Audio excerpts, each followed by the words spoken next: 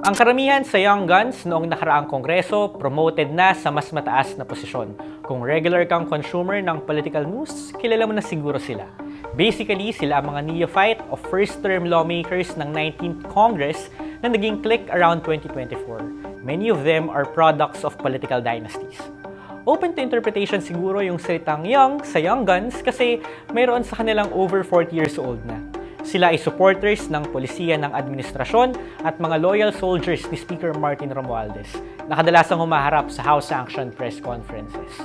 Matapos formal na kumalas ni VP Sara Duterte sa gabinete ni Marcos, naging matulis din ang kanilang mga dila laban sa pangalawang Pangulo. Their efforts have been rewarded.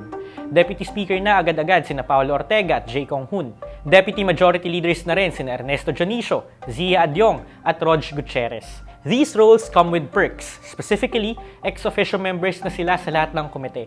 Kaya pwede silang bumoto sa lahat ng komite kung gugustuhin nila. Additionally, chairpersons na rin ng mga powerful committees ang ilan pang Young Guns. Si Lordan Suwan sa Public Information at si Mika Sonsing sa Appropriations. And of course, Majority Leader na si Sandro Marcos, the youngest to hold the title in the modern Philippine Congress. Although to be honest, secondary lang ang pagiging Young Gun niya sa pagiging anak ng Pangulo. Hindi na bago ang pagkakaroon ng mga grupo-grupo sa Kamara in an attempt to get better PR. Noong era Estrada years nga, mayroong Spice Boys at Bright Boys, di ba? Depende kung suportado o critical ka sa administrasyon ni ERAP.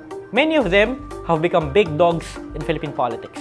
Alan Cayetano, Jesus Escudero, Gilbert Teodoro, Mig Zubiri, Ace Barbers, to name some of them. A few others faded into oblivion.